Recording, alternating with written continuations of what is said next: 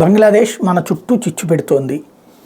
ఇదివరకటి రోజుల్లో పెట్టడానికి ప్రయత్నించారు బంగ్లాదేశ్ ద్వారా. బంగ్లాదేశీలు మన దేశంలోకి వచ్చేటువంటి వాళ్ళల్లో పాకిస్తాన్ ప్రేమికులు ఎక్కువ ఉన్నారు. పాకిస్తాన్ ప్రేమికులు ఇంకా బంగ్లాదేశ్ విభజనని అంగీకరించక మళ్ళీ పాకిస్తాన్లో కలిపేయాలి, అట్లాగే భారత్లో ఉన్న ముస్లింలతో కూడా కలిపి ఒక దేశం ఏర్పాటు చేయాలన్నటువంటి ఫీలింగ్ చాలామందికి ఉంది. అట్లాంటి బ్యాచీలు కొంతమంది ఇక్కడికి బ్రతుకు తెరువు కోసం వచ్చి ఈ తీవ్రవాద భావజాలాల్లో ఉంటుంటారు.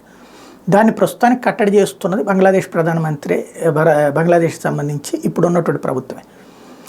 ఆమె అధికారంలోకి మళ్ళీ రావటం అన్నటువంటిది. చైనా వాడు వాస్తవంగా బంగ్లాదేశ్ రాజకీయాల్లో ప్రతిపక్షాన్ని ప్రోత్సహించే ప్రయత్నం చేసుకుంటూ వచ్చాడు.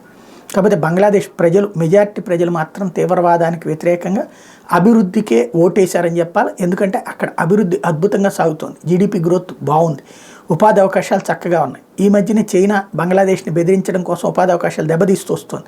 అయినా బంగ్లాదేశ్ సొంత కాళ్ళ మీద నిలబడుతుంది. భారతదేశం అక్కడ ఏదైతే చైనా వదిలేసిన పరిశ్రమలకి ఇన్వెస్ట్మెంట్స్ భారతీయులు వెళ్ళి చేస్తున్నారు. ఈ దశలో సక్సెస్ఫుల్గా నడుస్తుంది. ఇప్పుడు బంగ్లాదేశ్ వచ్చేటప్పటికి తాజాగా హసీనాకే మళ్ళీ పీఠం దక్కింది. అవామీ లీగ్ అద్భుత విజయం సాధించింది. బంగ్లాదేశ్ ప్రధానిగా షేక్ హసీనా వరుసగా 4వసారి, 76 ఏళ్ళ ఆవిడకి మొత్తంగా 5వసారి అధికారం చేపట్టడం ఖరారైంది. ఆదివారం జరిగినటువంటి సార్వత్రిక ఎన్నికల్లో హసీనా నేతృత్వంలోని అధికార అవామీ లీగ్ 3/200 మెజార్టీ ఏకంగా సాధించింది. మొత్తం 300 సీట్లకు గాను 299 స్థానాలకు ఎన్నికలు జరిగినాయి.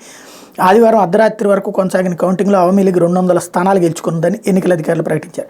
షేక్ హసీనా గోపాల్గంజ్ 3వ స్థానం నుంచి వరుసగా 8వసారి అత్యంత భారీ మెజార్టీతో విజయదుందు మోగించారు. ఆమె 2,49,965 ఓట్లు సాధిస్తే సమీప ప్రత్యర్థి అయిన బంగ్లాదేశ్ సుప్రీం పార్టీ అభ్యర్థి నిజాముద్దీన్ లష్కర్కి కేవలం 469 ఓట్లు వచ్చినాయి.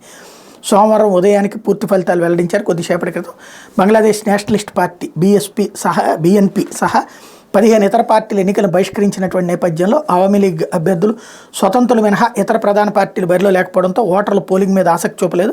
విపక్షాల బహిష్కరణ, ఘర్షణ వాతావరణం మధ్య సాయంత్రం 4 గంటలకు ముగిసిన పోలింగ్లో 40% ఓటింగ్ మాత్రమే నమోదైంది.